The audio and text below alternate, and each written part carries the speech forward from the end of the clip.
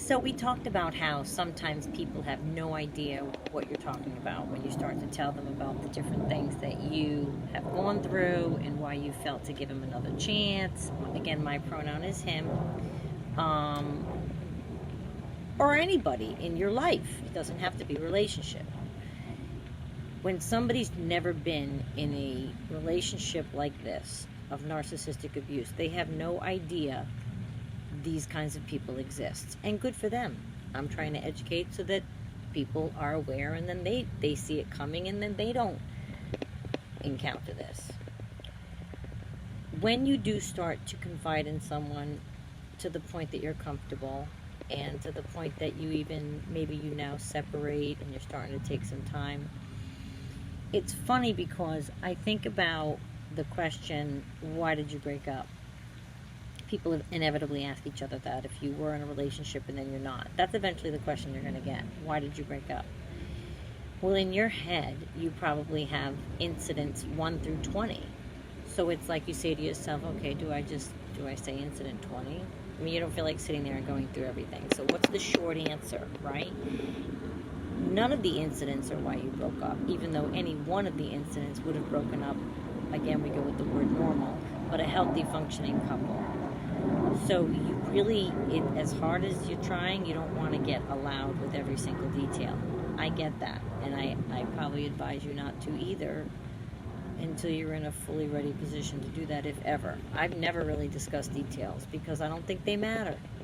Everyone has a different barometer. Whatever your line in the sand is, if you keep redrawing your line in the sand, then you're way beyond anything that you would have accepted. And that's what the point is. So it's not the acts or the details. That's why I say they don't matter. They matter to you, and they matter. But I'm saying if the infraction caused you to move your line in the sand, then it's big enough, in my opinion. So I think about the incidents 1 through 20, and I think it's probably easier to say to somebody who's never been through it, look, and we talked about this a little bit last time, there was a lot that happened that I didn't see or that I chose not to see. It's a very long story. Let's just say I finally saw the light and I got out. That's what I always, because that's exactly what happened. I saw the light and got out. And mine was short, under a year. But some of these women are affected for decades. So they can't just, why do you even talk to him again? Why did you go back to him? And blah, blah, blah, blah. I mean, I get all that. And when you think about a question to someone that's just left a narcissistic abusive relationship, rather than why did you break up, a more appropriate question would be not the really long ones with families and children. That could be real deep, and they're engulfed in that. But in a newer thing, like rather than why you're no longer seeing each other, it's, well, why did you not break up on the 2nd date or the 7th date or in the 5th week?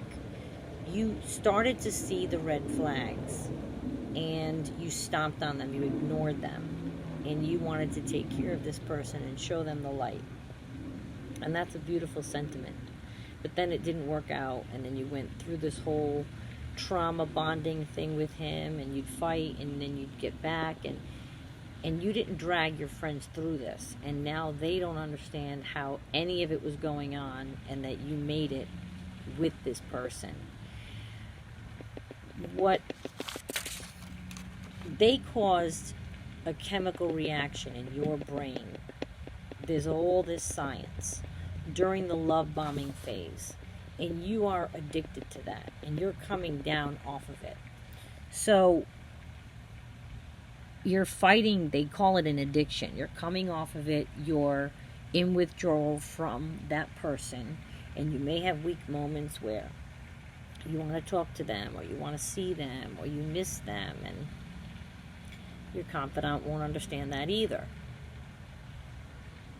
But I continue to encourage you to seek as much support as you can to keep yourself on the straight and narrow. If you don't beat yourself up, there's a million videos on no contact, never talk to them again. Don't beat yourself up. It's like a diet. If you have potato chips, so the next day you get back on it. But don't beat yourself up, but be honest and open about what's happening, because the minute that you are not honest or open about what's happening, you know that you don't like what's happening.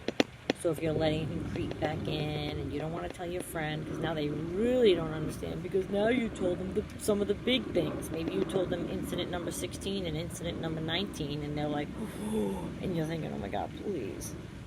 You don't even know about 8 and 11 or whatever.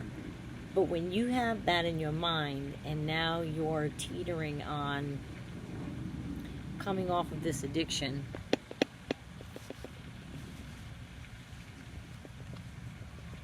it can really test you. It can test your wherewithal to stay on the path that you know is right for yourself.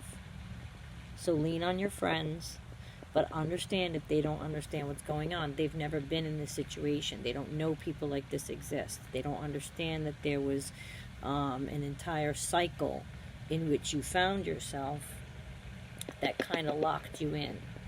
So just be patient with people that you turn to, and please, people that we turn to or they turn to or whoever, everybody just try to just love, no judgment, and just accept that they've been through something and they're trying their best. That's how I kind of try to see it.